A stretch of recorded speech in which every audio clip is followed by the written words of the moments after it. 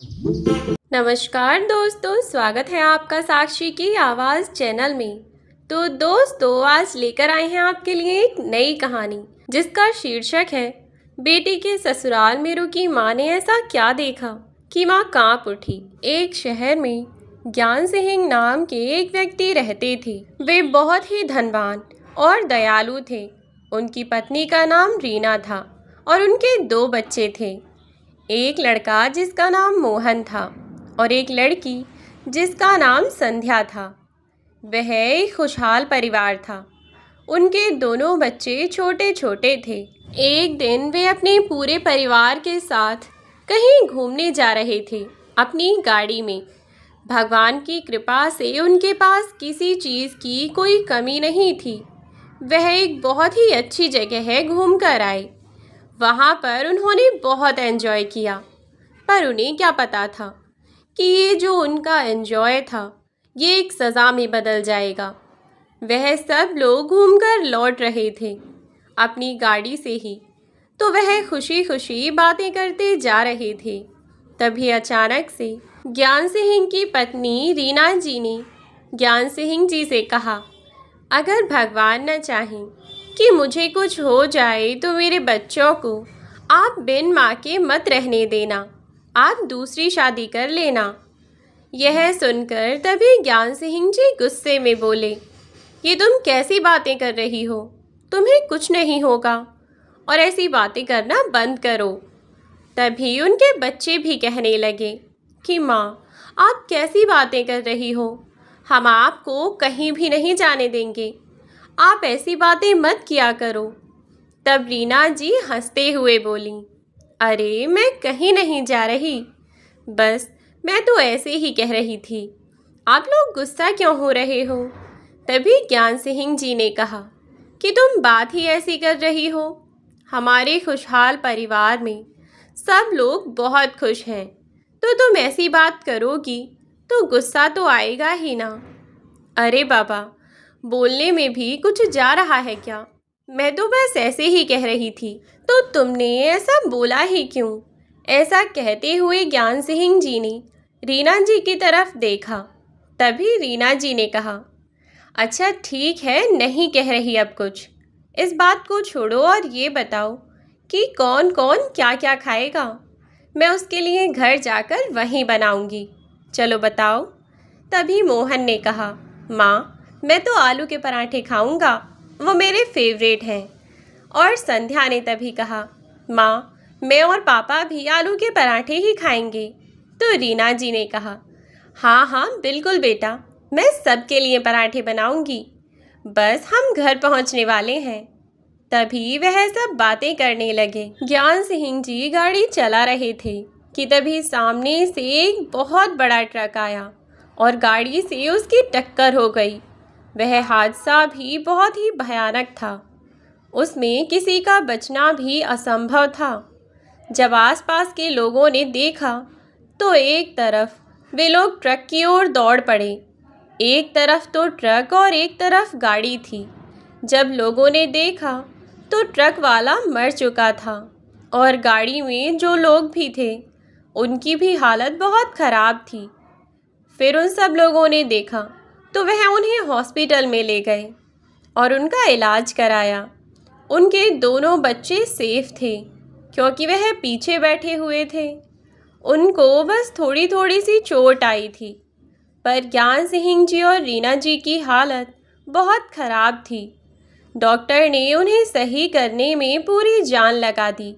क्योंकि वह बहुत ही दयालु थे, तो उन्होंने बहुत लोगों के लिए बहुत कुछ किया था। वह पूरे शहर के जानी मानी हस्ती थे। जब ये बात शहर वालों को पता चली तो वहीं पूरा शहर इकट्ठा हो गया।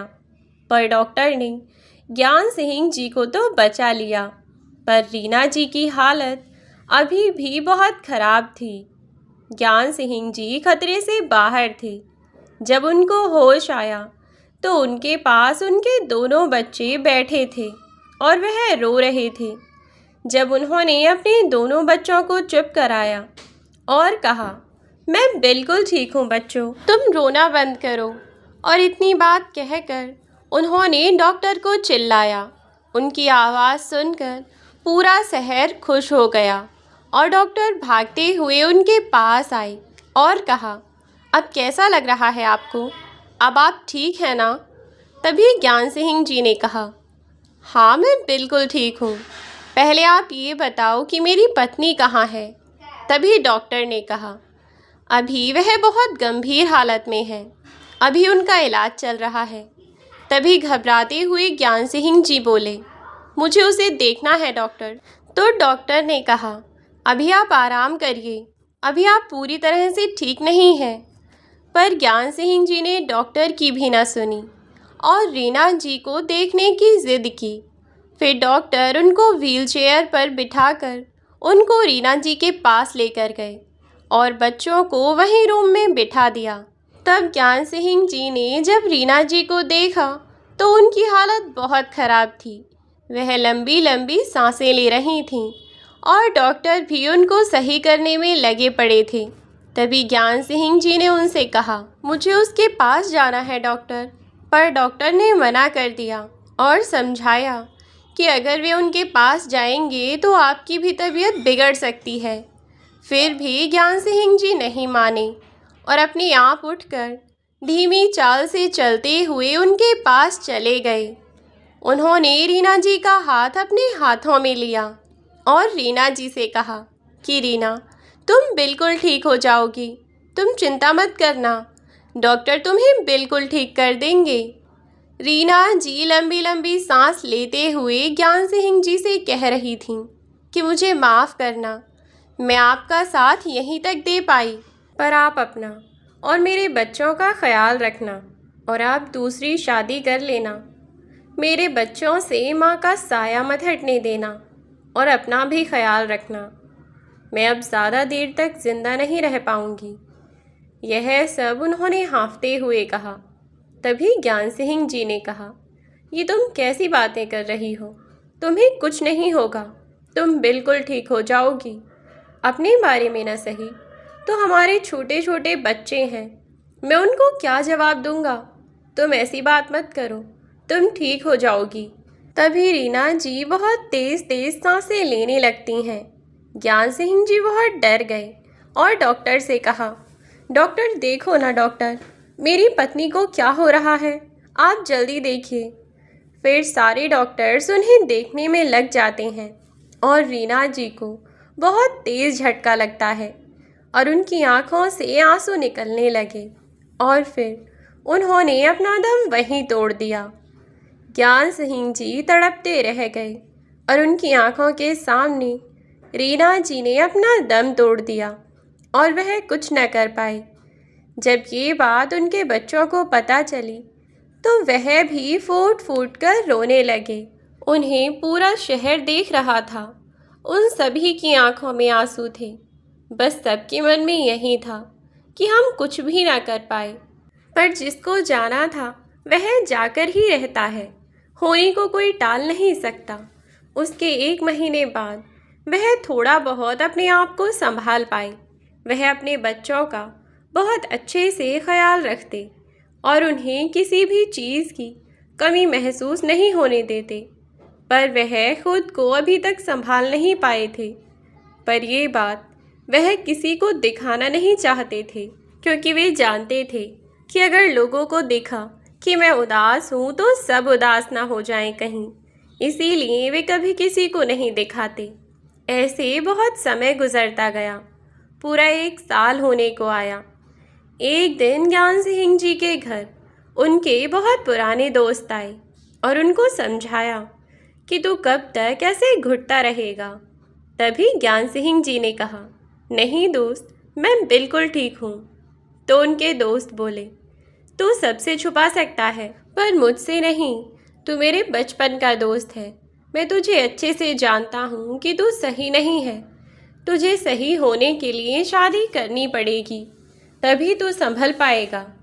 तभी ज्ञान सिंह जी बोले, नहीं, मैं दूसरी शादी नहीं करूँगा, मैं रीना को धोखा नहीं दे सकता। तो उनके दोस्त ने उन्हें समझाया कि रीना भाभी अब इस दुनिया में नहीं है और उन्होंने जाते समय भी तुझसे कहा था ना कि दूसरी शादी कर लेना, और अपने लिए ना सही, अपने बच्चों के लिए तो सोच। तेरे बच्चों के सर से माँ का साया हट चुका है। वह तुझे बता नहीं पाएंगे, पर तुझे तो उनके बारे में सोचना होगा। उनका पूरा फ्यूचर तुझे बनाना होगा। अगर तू शादी नहीं करेगा तो बच्चों का फ्यूचर भी ज़्यादा अच्छा नहीं होगा। उनके दोस्त ने उन्हें बहुत समझाया, तब जाकर वह शादी के लिए मान गए। उन्होंने अपने बच्चों की खातिर दूसरी शादी के लिए हाँ कर दी। उनके दोस्त ने ही उनको एक रिश्ता बताया और कहा कि मैंने उनसे बात कर ली है और मैंने उन्हें तेरे बारे में भी बता दिया है और तेरे बच्चों के बारे में भी बता दिया है, और उस लड़की की भी शादी टूट चुकी है, तो वह तुमसे शादी के लिए तैयार हो गई। वह बहुत अच्छी लड़की है, वह तेरे बच्चों का बहुत अच्छे से ख्याल रखेगी। तभी 2 महीने के अंदर उनकी शादी हो गई थी। लड़की का नाम नेहा था। नेहा जी मोहन और संध्या से बहुत प्यार करती थी। वह उनको अपने बच्चों जितना प्यार करती थी। उन्होंने कभी अपना पराया नहीं किया। उनके स्वभाव से ज्ञान सिंह जी बहुत खुश थे और उनके बच्चों को पहले तो पसंद नहीं थी वे, पर धीरे धीरे उनको भी नेहा जी से लगाव हो गया। अब वह पहले की तरह नॉर्मल रहने लगते हैं और दोनों बच्चे अपनी माँ जितना ही नेहा जी से प्यार करने लगे थे। अब दोनों बच्चे बड़े होते जा रहे थे। मोहन 12वीं क्लास में और संध्या 10वीं क्लास में थी। दोनों ही पढ़ाई में बहुत अच्छे थे। दोनों बहुत मेहनत करते। ज्ञान सिंह जी भी चिंता से मुक्त हो चुके थे, क्योंकि उनको घर संभालने वाली और उनके बच्चों को प्यार करने वाली मिल चुकी थी। और नेहा जी ने भी ज्ञान सिंह जी को वादा किया था कि हम अपनी संतान नहीं करेंगे कभी। मेरे तो बस यही दोनों बच्चे हैं और यहीं रहेंगे। ज्ञान सिंह जी इस बात से बहुत खुश थे कि उन्होंने एक अच्छी लड़की को पसंद किया है। ऐसे ही समय बीतता चला गया और बच्चों के बोर्ड की परीक्षा पास आ गई। वह दोनों ही बच्चे पढ़ने में बहुत ध्यान दे रहे थे और नेहा जी भी बहुत पढ़ी लिखी थीं, पर उनकी घर की स्थिति ज़्यादा ठीक ना होने के कारण वह नौकरी नहीं ले पाईं, पर वह अपने बच्चों की पढ़ाई पर पूरा ध्यान देती और उनको अच्छे से पढ़ाती लिखाती।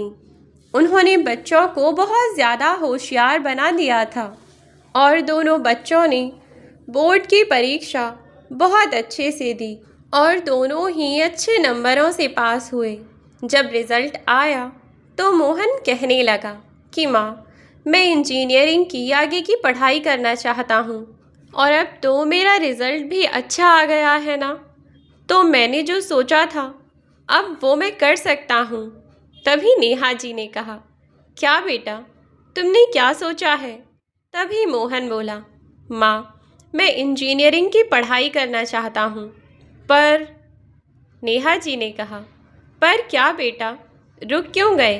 बोलो, इंजीनियरिंग की पढ़ाई करनी है ना तुम्हें, तो तुम चिंता मत करो। मैं तुम्हारे पापा से कहकर इस शहर के सबसे बड़े और बेस्ट कॉलेज में तुम्हारा एडमिशन करवा देंगे।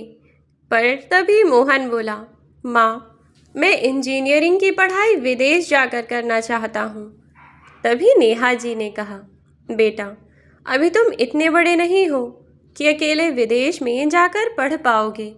तभी मोहन ने कहा, नहीं माँ, मेरा एक दोस्त है, वो भी विदेश जाकर पढ़ना चाहता है। हम 3 दोस्त हैं और हम सब संभाल लेंगे और मैं पापा से भी पूछ लूँगा। तभी नेहा जी ने कहा, बेटा, तुम्हारा यूं शहर से बाहर जाना मुझे अच्छा नहीं लग रहा है। तभी मोहन ने कहा, माँ, आप बिल्कुल चिंता मत करो, मैं सब संभाल लूँगा। इतना कहकर वह ज्ञान सिंह जी के पास चला गया और उनके आगे उसने अपनी बात रखी। पर ज्ञान सिंह जी का भी बिल्कुल मन नहीं था उसे बाहर भेजने का, पर मोहन की खुशी के लिए उन्होंने हामी भर दी। फिर मोहन बहुत खुश हो गया और अपनी बात दोस्तों को यह बताने के लिए चला गया। उसके जाने के बाद तभी नेहा जी ने ज्ञान सिंह जी से कहा कि आपने मोहन को जाने के लिए मना क्यों नहीं किया।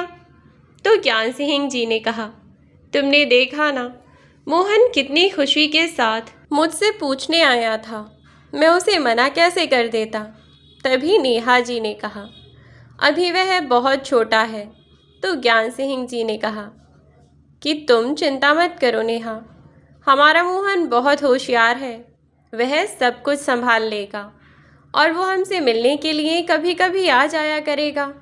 तुम इतनी चिंता मत करो, वो बहुत समझदार है और मुझे अच्छे से पता है कि हमारा बेटा कुछ गलत नहीं करेगा। मुझे उस पर पूरा विश्वास है। तभी नेहा जी ने कहा, विश्वास तो मुझे भी है जी, पर वहाँ सब कैसे मैनेज करेगा, वहाँ का खाना पीना सब कुछ वो कैसे कर पाएगा। तभी ज्ञान सिंह जी ने कहा, अरे तुम इसकी बिल्कुल चिंता मत करो, विदेश में एक मेरा दोस्त है, वो सब कुछ संभाल लेगा और यहाँ तक कि तुम उसके खाने पीने और रहने की तो चिंता बिल्कुल भी मत करो। मेरे एक फ़ोन करते ही मोहन की वहाँ बहुत खातिरदारी होगी, इसीलिए इस बात से तुम निश्चिंत रहो। फिर कैसे भी करके ज्ञान सिंह जी नेहा जी को मना लेते हैं और नेहा जी उसको जाने के लिए हाँ कर देती हैं। फिर उसके एक हफ्ते बाद वह विदेश के लिए निकल गया। अब घर में 3 लोग रह गए थे। मोहन के जाने के बाद उन तीनों को शुरू में तो अच्छा नहीं लगा, पर फिर थोड़े दिन बाद उनको मोहन के बिना रहने की आदत हो गई। पर ज्ञान सिंह जी मोहन को डेली फ़ोन करते और उसका हाल चाल पूछते। संध्या को भी अपने भाई की बहुत याद आती, पर उसने भी सोच लिया था कि अगर मेरी भी इंटर हो गई तो मैं भी भाई के पास चली जाऊंगी। ये उसने किसी से कहा नहीं, पर उसके मन में ये सब बातें थीं, उसने किसी को नहीं बताया। इसी कारण वे पढ़ाई में अब बहुत ध्यान देती और अपने भाई की तरह अच्छी परसेंटेज लाने के लिए उसने बहुत मेहनत की। वह पढ़ाई में तो वैसे भी अच्छी ही थी और वह अब और भी ज़्यादा मेहनत करने में जुट गई थी। ज्ञान सिंह जी और नेहा जी बहुत खुश थे कि उनकी बेटी पढ़ाई में इतना ध्यान दे रही है। नेहा जी भी उसकी हेल्थ का पूरा ध्यान रखती और उससे कुछ काम नहीं करवाती थीं और उसे सब कुछ उसकी जगह पर ही लाकर दे दिया करती। और इन 2 सालों की बहुत मेहनत के बाद अपने भाई से भी ज़्यादा अच्छे नंबरों से वह पास हुई। उसने अपनी 11वीं तो अच्छे से कर ली, अब वह 12वीं की तैयारियों में जुट गई। जैसे जैसे दिन बढ़ते जा रहे थे वैसे वैसे संध्या की खुशी भी बढ़ती जा रही थी। अब उसने ठान लिया था कि वह अपने भाई के पास विदेश जाकर रहेगी। एक दिन संध्या अपने कमरे में पढ़ रही थी, तभी उसकी एक फ्रेंड का फ़ोन आया तो वह उससे बात करने लगी। तभी उसने बातों बातों में अपनी फ्रेंड को बताया कि रिया, मैं 12वीं क्लास के बाद विदेश चली जाऊंगी अपने भाई के पास और डॉक्टरी की पढ़ाई वहीं से करूंगी। उसकी ये बात नेहा जी ने सुन ली और उसके कमरे के बाहर से ही लौट गईं और उन्होंने ये बात ज्ञान सिंह जी को बताई और कहा कि अगर संध्या भी हमें छोड़कर विदेश चली जाएगी तो हम तो अकेले रह जाएंगे, हमारे दोनों बच्चे दूर हो जाएंगे। तभी ज्ञान सिंह जी ने कहा, तुम शांत हो जाओ, ऐसा कुछ नहीं होगा, मैं संध्या को समझा दूंगा। तो नेहा जी ने कहा कि तुम्हें लगता है कि संध्या मान जाएगी, क्योंकि उसने बड़े ही एक्साइटमेंट के साथ अपनी फ्रेंड को बताया। मुझे नहीं लगता कि वो हमारी बात मानेगी, क्योंकि उसने ठान लिया है कि वो जाकर ही रहेगी। तभी ज्ञान सिंह जी ने कहा, तुम चिंता मत करो, मैं संध्या को अच्छे से समझा दूंगा और मुझे भरोसा है कि वो मान जाएगी। हमारी संध्या बिटिया बहुत होशियार है, मुझे पक्का विश्वास है कि वो हमारी बात मानेगी। अभी तो उसकी 12वीं क्लास की पढ़ाई चल रही है अभी तो वक्त आने तो दो तुम, अभी बहुत टाइम है। नेहा जीओसी के बारे में सोचती रहती, पर जो होना होता है वो तो होकर ही रहता है। अब ऐसे ही समय बीतता चला जा रहा था। अब उसकी 12वीं की परीक्षा भी शुरू होने वाली थी। उसने पढ़ाई में जी जान लगाकर खूब मेहनत की और पढ़ाई की, सारे पेपर्स दिए। अब उसके पेपर तो हो चुके थे, बस रिज़ल्ट का इंतज़ार था। अब सब इसी सोच में थे कि रिज़ल्ट कैसा आएगा। अब रिज़ल्ट आने में कुछ ही दिन रह गए थे। तभी मोहन विदेश से अपने घर घूमने आया। उसे देखकर सब हैरान हो गए, क्योंकि मोहन 2 साल बाद घर आया था। उसे देखकर ज्ञान सिंह जी और नेहा जी और संध्या तीनों खिल उठे। उनकी खुशी का ठिकाना नहीं था और मोहन भी अपने परिवार से मिलकर बहुत खुश हुआ और जाते ही उसने अपने माता पिता को गले लगा लिया और नेहा जी ने उसे सीने से लगाया और उसे पुचकारते हुए पूछा, बेटा कैसा है तू? तूने तो हमें अपनी शक्ल देखने के लिए भी तरसा दिया। तभी मोहन बोला, अरे माँ, तुम भी ना, कैसी बातें कर रही हो? अब तो आ गया ना, बस अब तो खुश हो ना।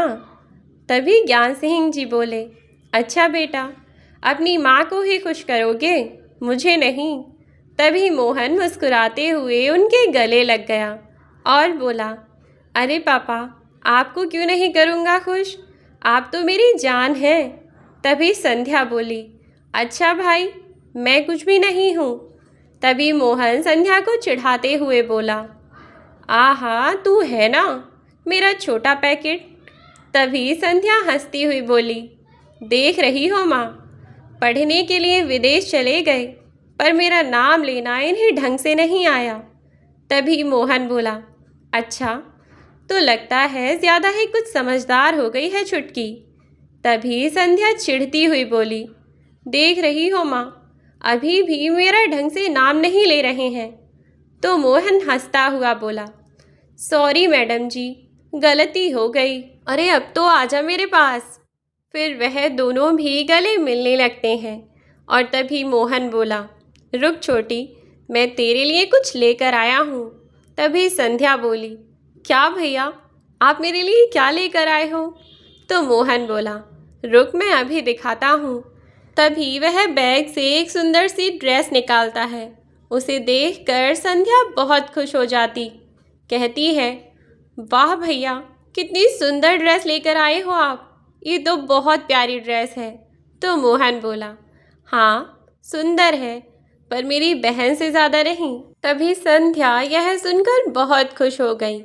फिर मोहन ने एक बहुत सुंदर साड़ी निकाली और अपनी माँ के हाथों में रख दी और पूछा, माँ, आपको साड़ी कैसी लगी? तभी नेहा जी की आंखों में खुशी के आंसू आ गए और बोली, बेटा, अब तो तू इतना बड़ा हो गया है, अब हमारी पसंद और नापसंद बहुत अच्छे से समझने लगा है। तभी मोहन बोला, हाँ माँ, अब मैं बड़ा हो गया हूँ, इतना तो जान गया हूँ। और फिर अपने पिता के हाथों में भी कपड़े रख देता है, जिसे देखकर ज्ञान सिंह जी की भी खुशी चौगुनी हो गई। पर ज्ञान सिंह जी के मन में एक विचार उठा और वह बोले, मोहन बेटा, ये बताओ कि तुम तो वहाँ पढ़ाई करने के लिए गए थे ना? हमने तुम्हारे पास उतने ही पैसे भेजे जितने तुम्हारी पढ़ाई और खाने पीने का खर्चा बड़े आराम से चल सके। फिर तुम्हारे पास इतने पैसे कहाँ से आए जो इतने महंगे कपड़े खरीद कर ले आए हो सबके लिए? तभी मोहन बोला, पापा, मैंने आपसे एक बात छुपाई। तो ज्ञान सिंह जी बोले, क्या बेटा, बोलो। तभी मोहन बोला, पापा, मुझे विदेश की बहुत बड़ी कंपनी से फ़ोन आया, वहाँ मुझे मैनेजर की पोस्ट देने को कह रहे थे। तो मैंने उन्हें बताया कि मैं इंजीनियरिंग की तैयारी कर रहा हूँ अभी। तो वो मुझसे कहने लगे कि जब तक तुम इंजीनियर नहीं बन जाते तब तक क्या तुम हमारी कंपनी में जॉब करना चाहोगे? हम आपको 30,000 सैलरी के देंगे। तो मैंने उन्हें हाँ करने में देर नहीं की और वहाँ मैं जॉब करने चला गया।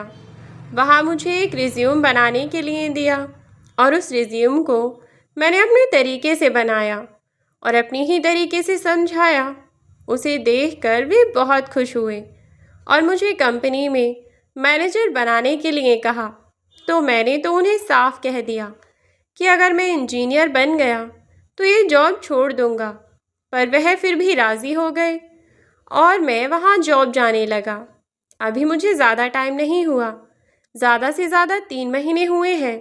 तभी ज्ञान सिंह जी ने कहा कि तुम सब संभाल पाओगे, एक तरफ पढ़ाई और दूसरी तरफ ये जॉब, कैसे संभाल पाओगे बेटा? तभी मोहन बोला, पापा आप चिंता मत करो, मैं सब मैनेज कर लूँगा। ज्ञान सिंह जी उसकी बात को सुनकर खुश हो गए कि उनका बेटा इतना जिम्मेदार हो गया। अब वे बहुत खुश थे कि अब एक साथ थे और दूसरे दिन संध्या का रिजल्ट आने वाला था और सब लोग एक साथ बैठकर खाना खाने लगे। दूसरी सुबह सब रिजल्ट का ही इंतज़ार करने लगे कि रिजल्ट कैसा आएगा कैसा नहीं। रिजल्ट के आने का टाइम 2 बजे का था। सब लोग बहुत खुश थे और संध्या की खुशी तो डबल थी कि अब वो अपने भाई के साथ विदेश जाएगी। इसे पक्का यकीन था कि वो बहुत अच्छे नंबरों से पास हो जाएगी। अब रिज़ल्ट का टाइम भी हो चुका था। जब संध्या का रिज़ल्ट निकला तो पता चला कि संध्या ने पूरे कॉलेज में टॉप किया है। ये देखकर सबकी खुशी चौगुनी हो चुकी थी। ज्ञान सिंह जी ने पूरे शहर में मिठाई बंटवाई। जब वह मिठाई बांटने के बाद घर आए तो ज्ञान सिंह जी ने संध्या से कहा, बेटी तुझे जो चाहिए वो बता दे, मैं तुझे वहीं दूंगा, क्योंकि तूने मेरा नाम और भी ज़्यादा ऊंचा कर दिया है। तभी संध्या बोली, क्या सच में पापा? तो ज्ञान सिंह जी बोले, हाँ बेटी, बता तुझे मुझसे क्या चाहिए। तभी संध्या अपनी माँ को और अपने भाई को बुलाती है। तभी वो दोनों भी आ जाते हैं। तो मोहन पूछता है कि क्या हुआ छोटी, क्यों चिल्ला रही है? तो संध्या बोली, अभी रुको भैया, मैं बताती हूँ, पहले माँ को तो आ जाने दो। तभी नेहा जी भी वहाँ आ गईं। तब ज्ञान सिंह जी बोले, बता बेटी, अब सब लोग आ गए। तो संध्या बोली, पापा मैंने पूरे कॉलेज में टॉप किया है और मैं आगे डॉक्टरी की पढ़ाई करना चाहती हूँ। ज्ञान जी बोले, बेटी तुझे मैं डॉक्टर बनाऊँगा और एक बहुत अच्छे कॉलेज में एडमिशन करवाऊँगा।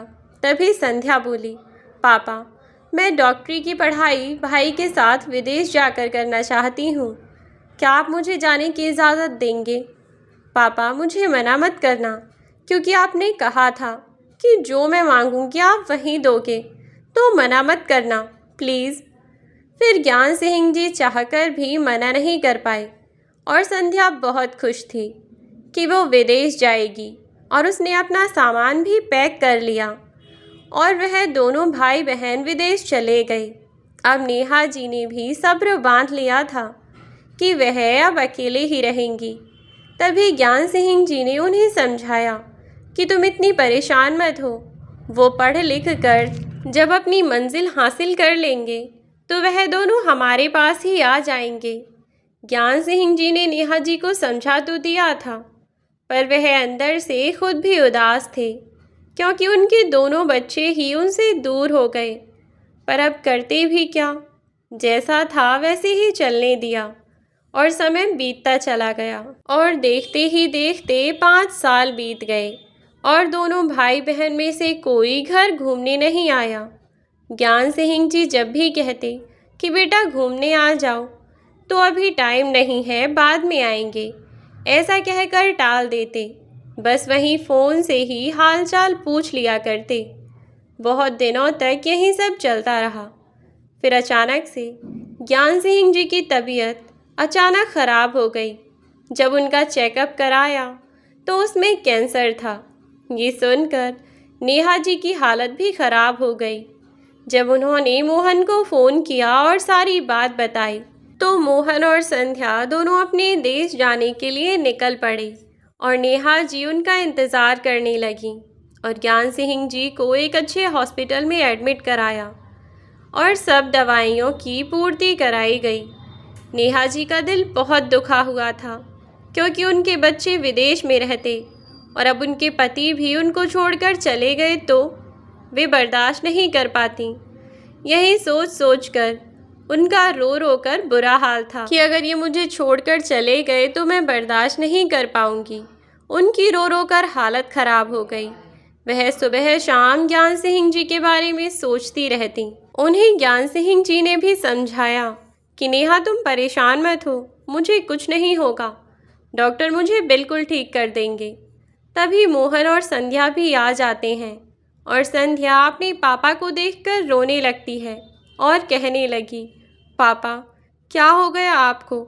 आप तो बिल्कुल ठीक थे, अचानक से इतनी तबीयत ख़राब कैसे हो गई? ज्ञान सिंह जी बोले, अरे बच्चों कुछ नहीं होगा मुझे, मैं बिल्कुल ठीक हूँ और डॉक्टर मुझे बिल्कुल ठीक कर देंगी। तभी मोहन बोला कि पापा आप बिल्कुल चिंता मत कीजिए, आप बिल्कुल ठीक हो जाएंगे, मैं आपको कुछ नहीं होने दूंगा।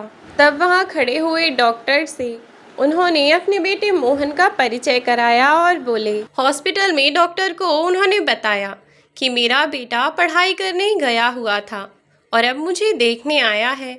तभी डॉक्टर कहते हैं, मोहन ज़रा मेरे साथ आना, कुछ दवाइयों के बारे में बताना है, ज़रा मैं समझा दूँ।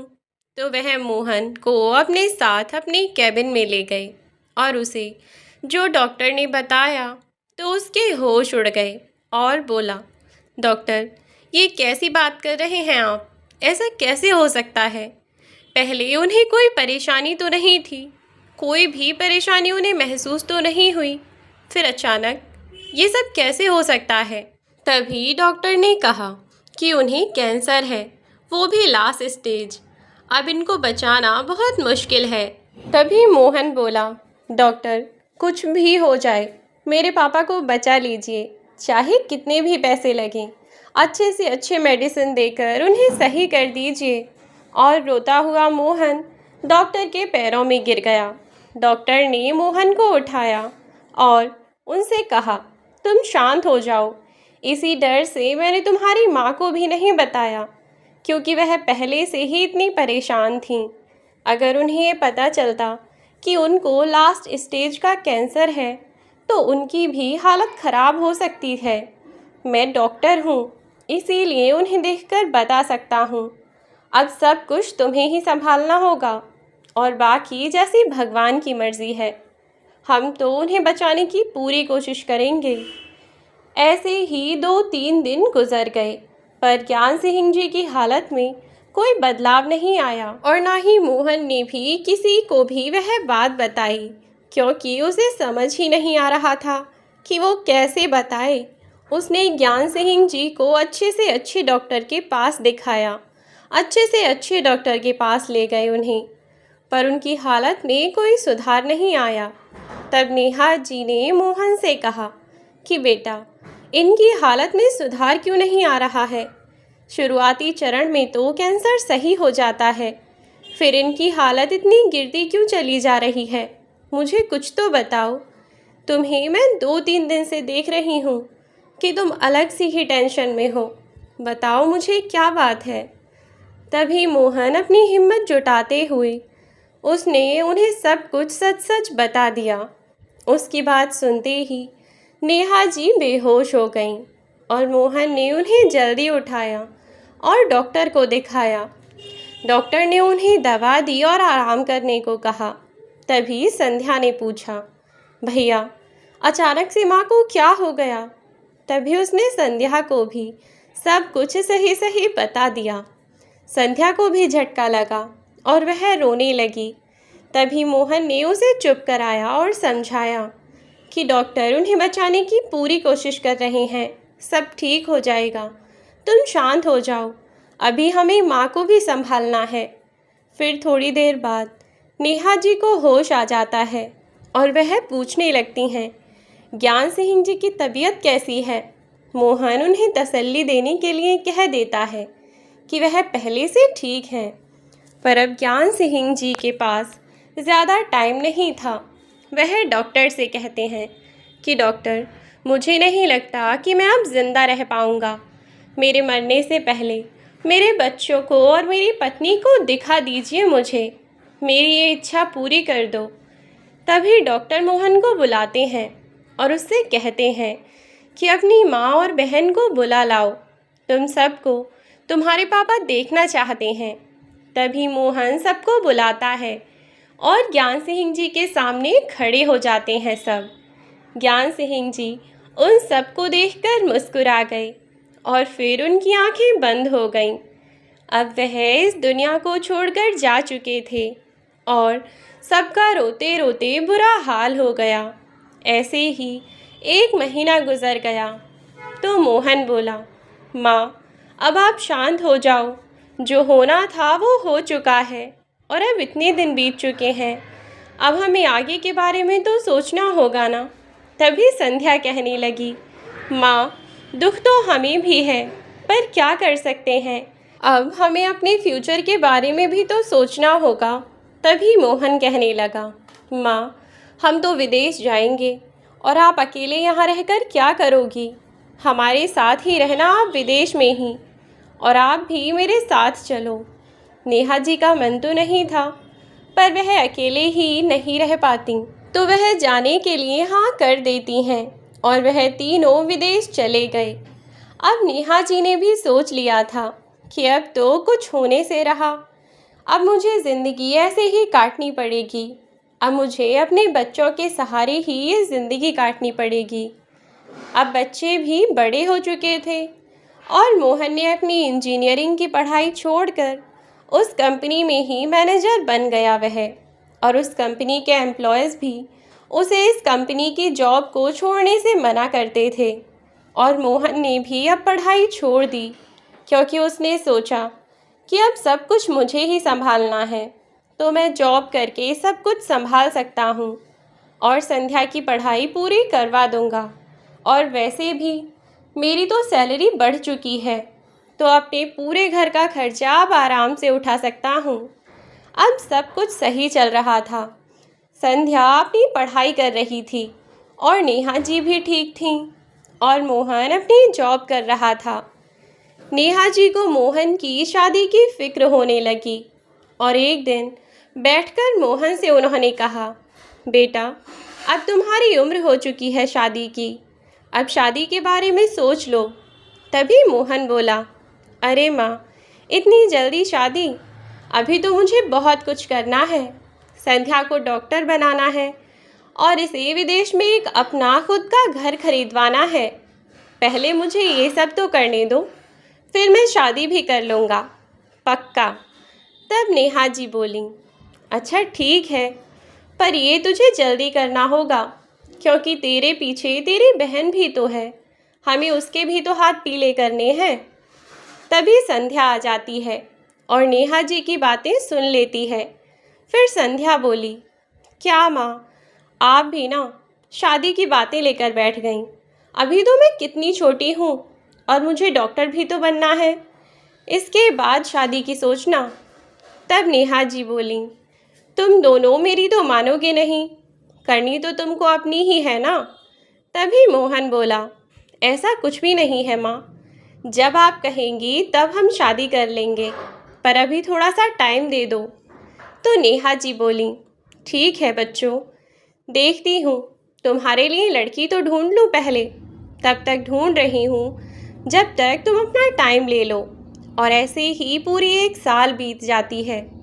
अब तो मोहन ने अपना खुद का घर भी ले लिया, पर अभी संध्या की तैयारी चल रही थी। अब नेहा जी मोहन से कहती हैं, मोहन 1 साल होने को आया है, अब ये तो बताओ शादी के लिए तुम तैयार हो, तुम्हारे लिए लड़की ढूंढ लूँ क्या। तब मोहन बोला, हाँ माँ मैं शादी के लिए तैयार हूँ। पर तभी नेहा जी बोली, पर क्या बेटा, बोलो।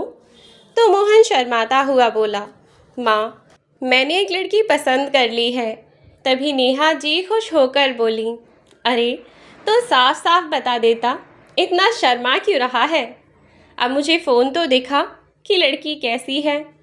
तभी मोहन ने अपनी माँ को फ़ोन में फ़ोटो दिखाया और उनसे कहा, ये मेरी कंपनी में ही जॉब करती है माँ, मैं आपसे इसे कल मिलवाने लेकर आऊँगा। जब यह बात संध्या को पता चलती है तो वह अपने भाई को चिढ़ाती हुई बोली, क्यों भैया, आपने मुझे तो कभी नहीं बताया कि आपने अपने लिए लड़की पसंद कर ली है। तभी मोहन शर्माता हुआ संध्या को चुप रहने के लिए कहता है, पर संध्या उसे आकर और ज़्यादा चिढ़ाने लगती है।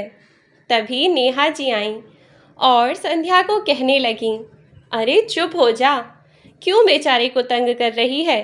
फिर संध्या शांत हो जाती है और दूसरे दिन मोहन उस लड़की को बुलाकर लेकर आता है और अपनी माँ से मिलवाता है। नेहा जी को भी लड़की बहुत पसंद आती है। उस लड़की का नाम काजल होता है। फिर नेहा जी मोहन और काजल की शादी करा देती हैं और काजल घर में बहू बनकर अब आ गई थी। सब कुछ अच्छा चल रहा था। एक दिन सब एक साथ बैठकर खाना खा रहे थे। दीवार पर ज्ञान सिंह जी की फ़ोटो टंग रही थी और उसी के साथ ही रीना जी का भी फ़ोटो लगा हुआ था कि तभी काजल पूछती है कि माँ जी, ये दीवार पर लगी दोनों फ़ोटोज़ किसकी हैं। तभी मोहन बोल पड़ा कि हमारे माता पिता की हैं। तभी काजल कहने लगी, ये तुम कैसी बात कर रहे हो, माँ जी तो मेरे सामने बैठी हैं। फिर मोहन उसको पूरी बात बताता है और अब आंखों में आंसू आ जाते हैं। तभी काजल को पता चलता है तो काजल कहने लगी, मोहन, क्या मतलब, ये तुम्हारी सौतेली माँ है। तभी मोहन गुस्से में बोला, ये तुम कैसी बातें कर रही हो, ये सौतेली शब्द अभी तक किसी ने भी नहीं बोला इस घर में। आगे से ध्यान रहे, ठीक है। मैं ये शब्द दोबारा बर्दाश्त नहीं करूँगा, समझी। तभी नेहा जी बोली, अरे क्यों भड़क रहा है, उसने सही तो कहा। तभी मोहन बोला, माँ, आप ये कैसी बातें कर रही हैं, आप हमारी माँ हैं और ऐसी बात मत कीजिए। तभी संध्या बोली, अरे अब सब शांत हो जाओ और आराम से खाना खा लो। फिर सब लोग खाना खाने लग जाते हैं। उसके बाद काजल को पता लग जाता है कि नेहा जी उसकी सौतेली माँ है, तो उसका व्यवहार बदल जाता है। वो नेहा जी के साथ सौतेले जैसा व्यवहार करने लगती है। वह मोहन और संध्या के सामने तो उन्हें कुछ ना कहती, पर उनके पीछे काजल नेहा जी से घर का सारा काम कराती और अगर कोई छोटी सी भी गलती हो जाती तो वह उन पर चिल्लाने लग जाती, क्योंकि मोहन ने अपनी माँ की वजह से काजल को ऑफिस आने से मना कर दिया था, क्योंकि उसकी माँ को घर पर अकेले रहना पड़ता। अब दोनों एक दूसरे के साथ तो रहेंगी और थोड़ा बहुत घर के काम में भी हाथ बटा देंगी, पर उसे कहाँ पता था कि उसके पीछे उसकी माँ के साथ क्या किया जाएगा। कुछ समय तक तो यहीं चलता रहा। एक दिन मोहन के जाने के बाद और संध्या भी जब कॉलेज चली गई कि थोड़ी देर बाद काजल ने नेहा जी से कहा, सुनो माँ जी, आज मेरे सिर में बहुत तेज़ दर्द हो रहा है। आज मुझसे कुछ भी काम नहीं होगा, इसीलिए आप सारा काम कर देना और मेरे लिए एक कप चाय बनाकर मेरे रूम में भिजवा देना, ठीक है। इतना कहकर काजल अपने कमरे में चली जाती है। ऐसे ही 2 महीने बीत गए। एक दिन जब संध्या घर आई तो उसके चेहरे पर खुशी ही खुशी थी और घर आते ही वह अपनी माँ के गले लग गई और घुमाने लगी उन्हें। तभी नेहा जी ने कहा, अरे बेटी, क्या हुआ, आज इतनी खुशी किस बात की है। तभी संध्या उसके हाथ में लगे ज्वाइनिंग लेटर को दिखाती हुई बोली और कहने लगी, माँ, मेरी इतने सालों की मेहनत रंग लाई, मैं डॉक्टर बन गई और रुको, मैं कुछ लाई हूँ आपके लिए। तभी संध्या अपने बैग में से मिठाई निकालती हुई बोली। अपनी माँ को वह मिठाई खिलाने लगी और बोली, ये लो माँ, आप मिठाई खाओ। और अपनी भाभी को भी वह मिठाई खिलाती है और कहने लगी कि भाई को आ जाने दो, वो तो खुशी के मारे पागल ही हो जाएंगे। तभी शाम को जब मोहन आता है तो संध्या जब उसको यह सब बताती है तो वह बहुत खुश हो जाता है। अब सब काम पूरे हो चुके थे। अब मोहन की भी शादी हो चुकी थी और संध्या भी डॉक्टर बन गई थी। अब संध्या की शादी की बात चलने लगी। नेहा जी संध्या से कहती हैं कि बेटा, अब तो तू डॉक्टर भी बन गई है, अब तेरी भी शादी तो करनी ही होगी ना। अब बता, तेरी शादी के लिए हाँ है? तभी संध्या भी हाँ कर देती है। फिर नेहा जी ने कहा, बेटा, अगर तुझे कोई पसंद हो तो बता देना, झिझकना मत, ठीक है। फिर संध्या वहाँ से चली जाती है। फिर शाम को जब सब खाना खाते हैं तो नेहा जी मोहन से कहने लगीं कि बेटा, संध्या के लिए एक अच्छा सा लड़का ढूंढ ले। तभी संध्या झिझकते हुए बोली, माँ, मुझे आपको कुछ बताना है। तभी नेहा जी बोली, हाँ बेटा, बोलो क्या बताना है। तो संध्या बोली, माँ, मैं एक लड़के को पसंद करती हूँ और हम जब कॉलेज में थे तब से ही साथ हैं। तभी नेहा जी बोली, कोई नहीं बेटा, अगर तुमने लड़का ढूंढ लिया है तो तुम उसे हमसे मिलवा देना, इसी बहाने वो हमसे मिल लेगा और हम भी उसको देख लेंगे। तभी मोहन उसको चिढ़ाते हुए बोला, क्यों छोटी, हमें तो तूने कभी नहीं बताया कि तुम दोनों इतने दिनों से साथ हो। चलो कोई ना, अब तो हमारी छोटी की भी शादी हो जाएगी। तभी संध्या शर्माते हुए अपने कमरे में चली गई और सब लोग हंसने लगे। फिर दूसरे दिन संध्या उस लड़के को अपने साथ लेकर आई और उसे सबसे मिलवाया। उस लड़के का नाम राघव था, पर नेहा जी को लड़का अच्छा नहीं लगा और ना ही उसकी आदत। उसे देखकर ऐसा लग रहा था कि वो संध्या से नहीं बल्कि उसके पैसों से प्यार करता है। तभी नेहा जी राघव से पूछने लगी कि तुम क्या करते हो? तो वह बोला, अभी तो मेरी पढ़ाई चल रही है और मैं भी डॉक्टरी की पढ़ाई कर रहा हूँ। तभी नेहा जी ने कहा, अभी तुम कुछ कमाते नहीं हो, फिर शादी हो जाएगी तो हमारी बेटी को खिलाओगे क्या? तभी वह लड़का बोला, अभी पढ़ ही रहा हूँ मैं, फिर मैं भी डॉक्टर बन जाऊँगा तो मैं भी कमाऊँगा, तब तक संध्या तो कमा ही रही है ना। तभी नेहा जी बोली कि तुम हमारी बेटी की कमाई खाओगे। ये बात सुनकर राघव वहाँ से चला जाता है और संध्या को भी बुरा लगा कि नेहा जी ने उससे ऐसे बात की है। तभी संध्या बोली, माँ, आपने उससे कैसे बात की? अभी तो वह पढ़ रहा है, आगे जाकर जब वह डॉक्टर बन जाएगा तो वह कमा लेगा और तब तक मैं तो कमा ही रही हूँ ना। तभी नेहा जी बोली, बेटा, मुझे लड़का सही नहीं लगा, वो तुमसे नहीं तुम्हारे पैसों से प्यार करता है। उसे देखकर तुम्हें कुछ समझ नहीं आया, उसकी हरकत देखकर। तभी मोहन बोला, हाँ संध्या, वो लड़का सही नहीं है, हम तुझे उससे अच्छा जीवन साथी ढूंढ कर देंगे। पर संध्या किसी की नहीं सुनती और गुस्से में अपने कमरे में चली जाती है। वह किसी की नहीं मानती। 2 दिन बीत जाते हैं और संध्या ने कुछ न खाया और ना ही वह किसी से बोली। पर नेहा जी से संध्या की यह हालत देखी नहीं गई और मोहन भी बोला, माँ, अगर संध्या ऐसे ही कुछ खाएगी नहीं तो वह जीते जी यूं ही मर जाएगी। इसकी हालत देखना कैसी हो गई है, अन्न का दाना नहीं छुआ है 2 दिन से।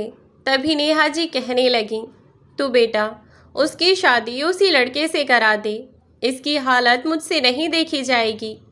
तभी मोहन संध्या से जाकर कहता है कि संध्या, हम तुम्हारी शादी के लिए तैयार हैं, तुम उस लड़के से हाँ कर देना। तभी संध्या बहुत खुश हो जाती है और मोहन उसके लिए खाना लेकर आता है और वह खाना खाने लगती है। फिर 1 महीने बाद उसकी शादी उसी लड़के से वे करवा देते हैं। अब वो भी अपने ससुराल चली जाती है। अब ऐसे ही समय बीतता चला गया। मोहन अपने ऑफिस चला जाता और नेहा जी और काजल घर पर रह जाते। काजल नेहा जी पर अपना हुक्म चलाती और खुद कुछ भी नहीं करती। पर नेहा जी उसकी बातें मोहन से नहीं कहती क्योंकि घर में कलेश ना हो जाए। एक दिन तो काजल नेहा जी से कहने लगी, बुढ़िया जल्दी जल्दी हाथ चला, अभी और भी काम करना है। अभी तो बर्तन, झाड़ू, पोछा सारा काम पड़ा है और अभी तेरा खाना ही नहीं बना। तभी नेहा जी बोली, बहू तुम कैसे बात कर रही हो? अब बोलने की भी तमीज़ नहीं रही है क्या? तभी काजल बोली, ओ बुढ़िया, मुझे मत सिखा कि मुझे कैसे बात करनी चाहिए, समझी?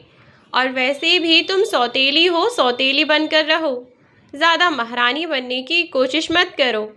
नेहा जी ने कुछ भी नहीं कहा और शांत होकर अपना काम करने लगीं।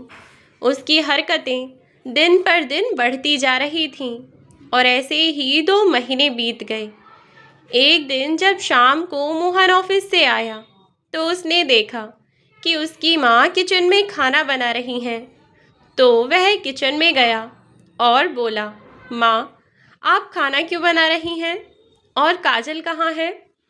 तभी अपने कमरे से काजल निकल कर आई। मोहन की आवाज़ सुनते ही किचन में आ गई और उसने बात पलट दी और कहने लगी, अरे वो तो आज माँ जी का खाना बनाने का मन था ना, इसीलिए वह खाना बनाने लगी हैं। तभी मोहन आंखें चढ़ाकर बोला, काजल वैसे भी माँ रोज का खाना बनाती ही है। तभी काजल बोली, अरे नहीं नहीं मोहन, डेली खाना मैं बनाती हूँ।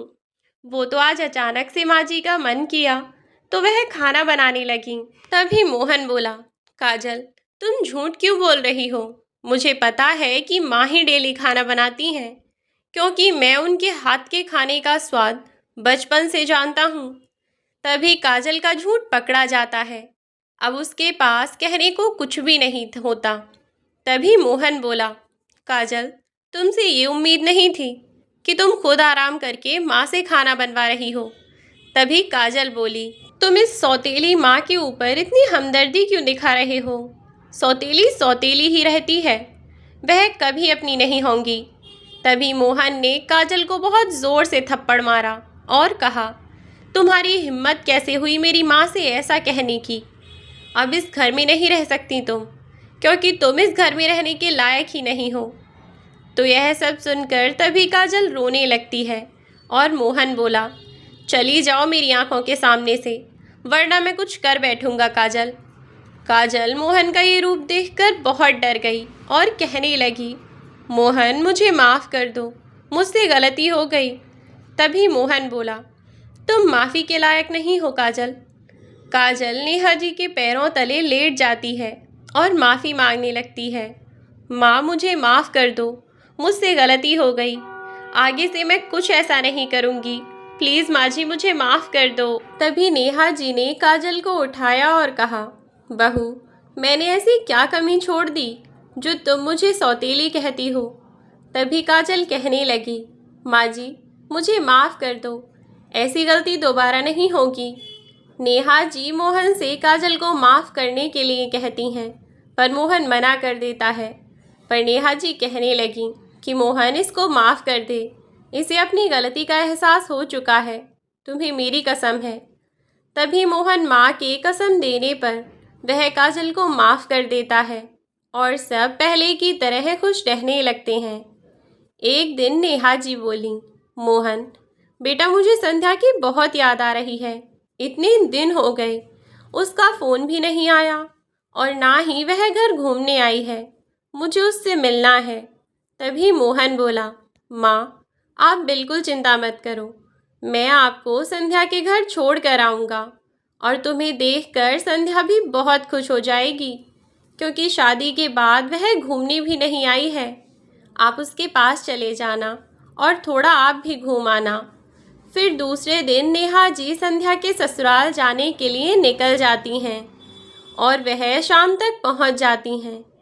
जब वह संध्या के ससुराल पहुंचती हैं तो संध्या उन्हें देखकर थोड़ी खुश और थोड़ी दुखी हो जाती है। तभी नेहा जी पूछने लगीं, क्या हुआ बेटा, तुम ऐसी शांत क्यों पड़ गई मुझे देखकर? तुम्हें खुशी नहीं हुई क्या?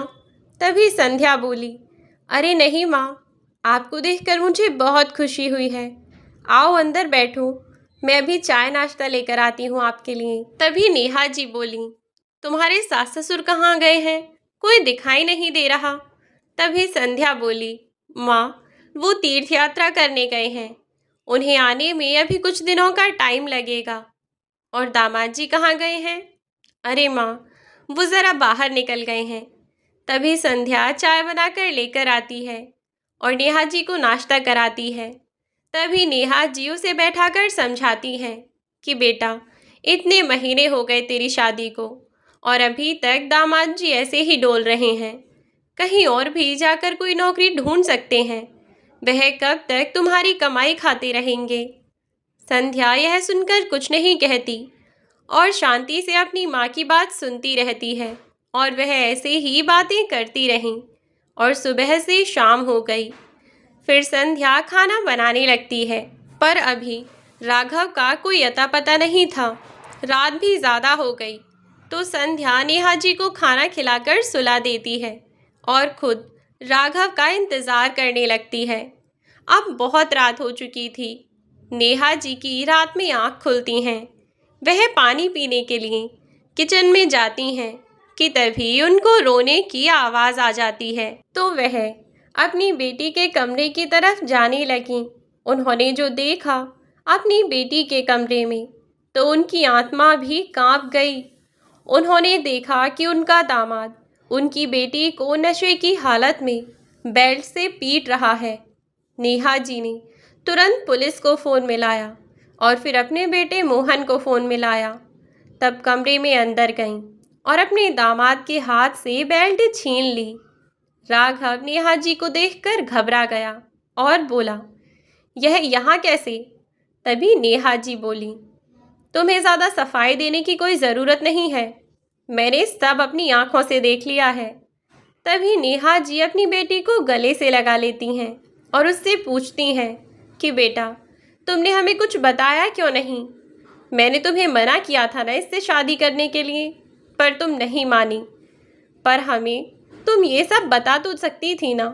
तभी संध्या बोली, माँ मुझे माफ़ कर दो, मुझसे गलती हो गई। मैंने तुम्हारी बात नहीं मानी और इस इंसान से शादी कर ली। और मैंने इसीलिए नहीं बताया क्योंकि मुझे लगा कि आप कहेंगे तूने शादी की है तो तू ही संभाल। तभी नेहा जी बोली, बेटा तूने हमें ऐसा समझ लिया, तू एक बार कहकर तो देखती। तभी नेहा जी संध्या को छोड़कर राघव को एक कस के थप्पड़ लगाती हैं। तभी राघव नेहा जी का हाथ पकड़कर मोड़ने वाला होता है। तभी मोहन पुलिस को लेकर पहुंच जाता है और उस राघव को पुलिस से पकड़वा दिया। संध्या और नेहा जी को लेकर मोहन घर आ गया। घर पहुंचकर मोहन संध्या से बोला, संध्या तुम इतना सब कुछ क्यों सहती रहीं? हमें बता दिया होता पहले तो वो तुम्हारे लायक था ही नहीं, पर तुम ही नहीं मानी।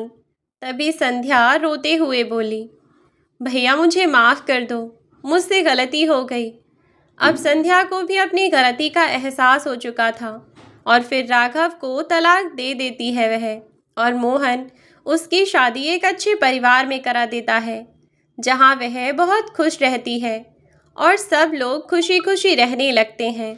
तो दोस्तों यह थी हमारी आज की कहानी। आज की कहानी आपको कैसी लगी हमें कमेंट बॉक्स में कमेंट करके ज़रूर बताइएगा। यदि आपको यह वीडियो अच्छी लगी हो तो वीडियो को लाइक करें, शेयर करें। चैनल पर नए हो तो चैनल को सब्सक्राइब करना बिल्कुल ना भूलें। अब से रोज़ आपके लिए वीडियोज़ लाती रहूँगी, तो प्लीज़ मुझे सपोर्ट कीजिए। अंत तक बने रहने के लिए आपका बहुत बहुत धन्यवाद। मिलती हूँ नई वीडियो में नई कहानी के साथ। तब तक के लिए बाय बाय मेरे प्यारे दोस्तों। अपना ख्याल रखें और सुरक्षित रहें।